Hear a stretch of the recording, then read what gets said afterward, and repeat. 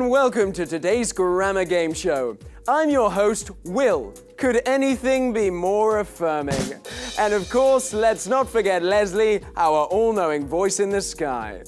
Good morning, everyone! Today we're going to be asking 3 questions about relative clauses. That useful grammar that allows you to modify a noun.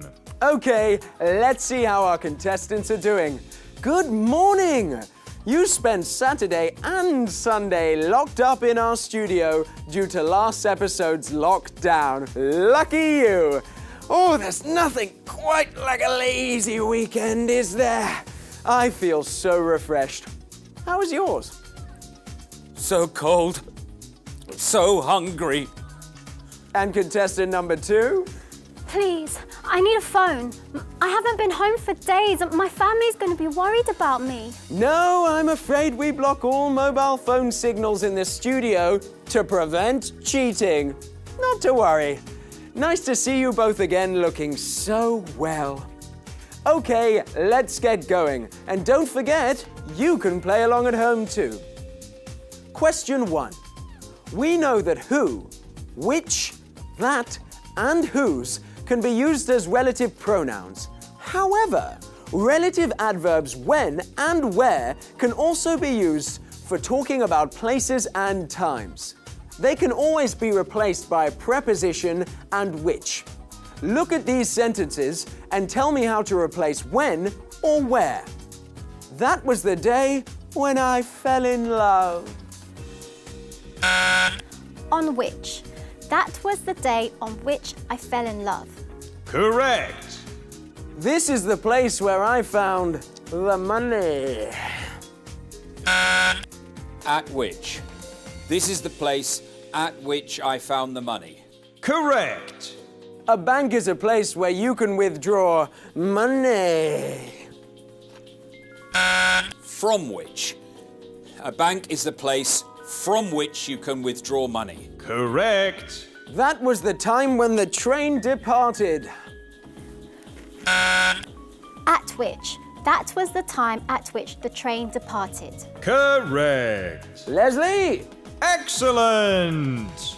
When and where are relative adverbs that describe places or times and that can be used in the same way as who, which, whose, and that. However, when and where can always be replaced by which and a preposition. The choice of preposition depends on the context, so be careful. Well done, both of you. 3 points each. On to question 2. We've just seen that sometimes relative clauses have prepositions in them. How does the position of the preposition relate to the relative clause's formality? The preposition can be in 2 positions. Immediately before the relative clause or at the end of the relative clause. Leslie! Well done! The preposition can appear in 2 positions. If it appears before the relative pronoun, the sentence is more formal. This is in a more written style. If it is at the end of the relative clause, the sentence is less formal. This is more spoken. Good job. 2 points for you. Let's have a quick fire practice round, eh? Look at these sentences and tell me if they're formal or informal. This is the hospital in which I was born. Formal. Correct. There's the boy I got the book from. Informal. Correct. This is the medicine your friend can't live without. Informal. Correct. She's the business person from whom I learned everything. Formal. Correct. And for a bonus point, can you tell me why the last sentence was even more formal? Not only is the preposition before the relative pronoun, but the speaker has used whom, which is an object form of who, and is also formal.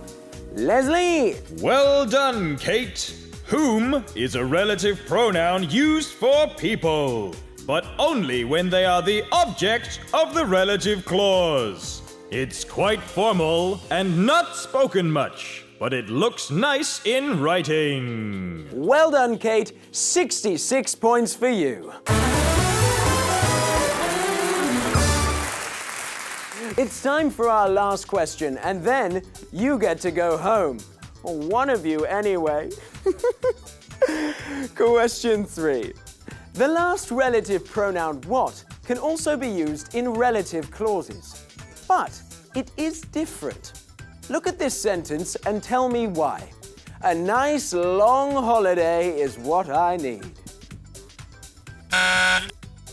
As a relative pronoun, what means the thing which. A nice long holiday is the thing which I need. Leslie! Well done, Levington. What can be used as a relative pronoun to mean the thing which? But unlike other relative pronouns, which need or refer to a noun, what is the noun and relative pronoun combined? So be careful. Good job, Levington. Have 1,000 points. Well, that brings us to the end of today's grammar game show. Let's count out the points. Oh, we're counting for last show's points, and the ones today, and a bit of, oh, and carry the hippity-dippity-doo. And the winner is Levington. Well done. Here's what you've won. It's breakfast! So tasty! Food! We'll see you next week where you can play for another prize. And Kate, you've been through quite an ordeal, eh?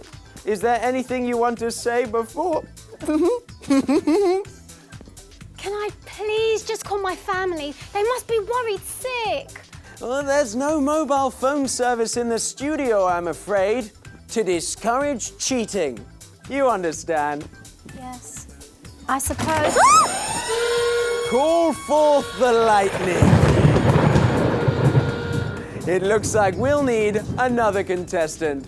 Thanks for joining us. Say goodbye, Leslie. Sayonara, Leslie. Oh, see you next time.